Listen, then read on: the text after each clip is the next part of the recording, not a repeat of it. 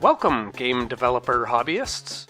Since my last video, I've completely redesigned the source code for our classic game of Pong. The redesign has been tagged in my GitHub repository as Pong 120. As we see here, along with the redesign, I've also improved the appearance a little so that we can see the walls and out-of-bounds area. The primary goal of the redesign is to provide more flexibility to add features to the game. This includes eventually adding game options such as ball speed, paddle length, and play against the computer. In my last blog post, I planned out some of the structures I felt I would need. This diagram shows the enums, structs, and classes that I ultimately decided upon. First, we'll talk about this game client class. This represents our Pong game from the moment it starts running to the moment it's closed. The calling code will still handle initializing the window and game loop, but will delegate to the game client object to update its state and draw to the OpenGL context. The client mode enumeration is used to keep track of the current state of the game. As of this commit, only the match running value is implemented, but it will be fairly easy to implement the other three game states. Initially, the match definition struct is just set up with constant values for the court size, paddle size and speed, and ball size and speed.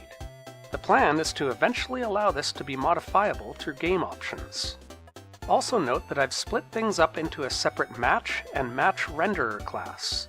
This is to provide a separation between the way the state of the match gets updated and the way the game is displayed on the screen. I felt it was important to keep these separate for several reasons. First, I feel it will help keep all of our code related to rendering in a single place. Second, it allows for future visual improvements that might not be kept as part of the current state of the match. Imagine, for example, that we wanted to perform an animation on the screen when the ball hits a wall or paddle, or when the score is updated. In such a scenario, this information would be returned by this match update result struct when performing an update to the match. This would then be passed along to the renderer to decide how to display this to the user over however many frames it needs. The match input request struct is used as an abstraction to indicate the player inputs. At the moment, it just indicates which direction each player is requesting to move their paddle. The main reason I felt this abstraction was important was to eventually handle AI-controlled paddles.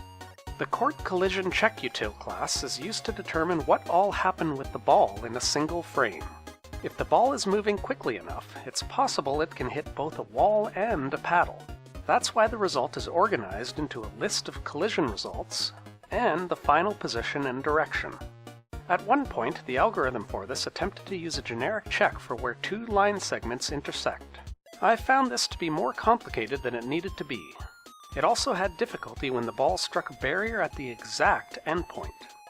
The revised algorithm essentially keeps checking for collisions until the full length of the ball's path runs out. I felt that placing this in utility class was important for two reasons. First, it allowed me to test the code in isolation from the rest of the Pong application. Second, I'll be able to use it later to assist an AI-controlled paddle make decisions about where the paddle needs to be. So with this complete refactoring in place, my next step is to move forward to adding game modes and game options.